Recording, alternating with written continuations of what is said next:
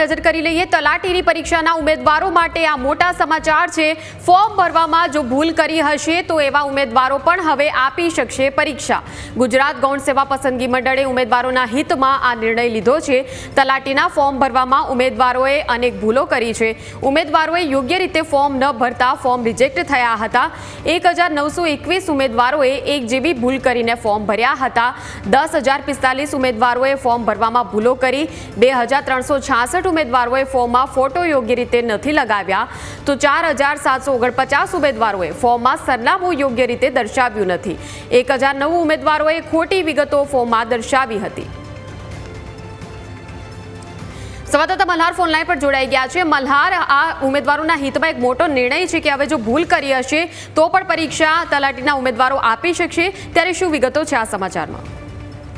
ચોક્કસથી મયુરી, નજર કરીએ તો એક બાજુ ઉમેદવારો સરકારી પરીક્ષા માટેની તૈયારીઓ કરી રહ્યા છે। ખાસ કરીને તલાટીની જો વાત કરીએ તો ગુજરાત ગૌણ સેવા પસંદગી મંડળ દ્વારા જે છે તે એક લેટર જે છે તે પ્રસિદ્ધ કરવામાં આવ્યો છે, કે પરિપત્ર જે છે તે પ્રસિદ્ધ કરવામાં આવ્યો છે, જેમાં સ્પષ્ટપણે દર્શાવ્યું છે કે ઉમેદવારો તલાટીની પરીક્ષા દરમિયાન જે રીતે ફોર્મ ભર્યું હતું, ફોર્મની અંદર જે છે તે ભરપૂર માત્રામાં જે છે તે ભૂલોની ભરમાર જોવા મળી રહી છે। લગભગ 10,045 જેટલા ઉમેદવારો જે છે તે આ ફોર્મની અંદર અલગ અલગ પ્રકારની ભૂલો જે છે તે કરી હોવાનું જે છે તે સામે આવ્યું છે। જેની અંદર વાત કરીએ તો ભૂલોની જો વાત કરવા જઈએ તો 1921 જેટલા ઉમેદવારોએ એક જ જેવી ભૂલ જે છે તે ફોર્મની અંદર કરી છે, જ્યારે 2,366 જેટલા ઉમેદવારો જે છે તે પોતાના ફોટા, જે ફોર્મ ભરતી વખતે જે ફોટા લગાવવાના હોય, જે અપલોડ કરવાના હોય તે યોગ્ય રીતે અપલોડ નથી કરેલા। ઉપરાંત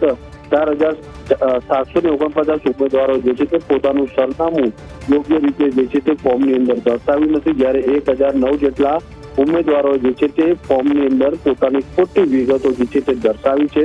જો કે આ મામલો ખૂબ જ ગંભીર છે, પરંતુ ઉમેદવારોનું ભાવિ ન બગડે, તેઓની મહેનત એ ન જાય તેને ધ્યાનમાં રાખીને ગુજરાત ગૌણ સેવા પસંદગી મંડળ દ્વારા જે છે તે આ ઉમેદવારોને 14 સપ્ટેમ્બરના રોજ જે યોજાનારી તલાટીની પરીક્ષા જે છે તેમાં બેસવાની જે છે એટલે કે પરીક્ષા આપવાની મંજૂરી આપી છે। પરંતુ સાથોસાથ આ પ્રકારની પણ કડક સૂચના આપી છે કે ઉમેદવારો જો ભવિષ્યમાં આ પ્રકારની ભૂલ કરશે તો ખોટી માહિતી આપશે તો તેમના વિરુદ્ધ કાયદેસરના જે છે તે પગલાં પણ ભરવામાં આવશે।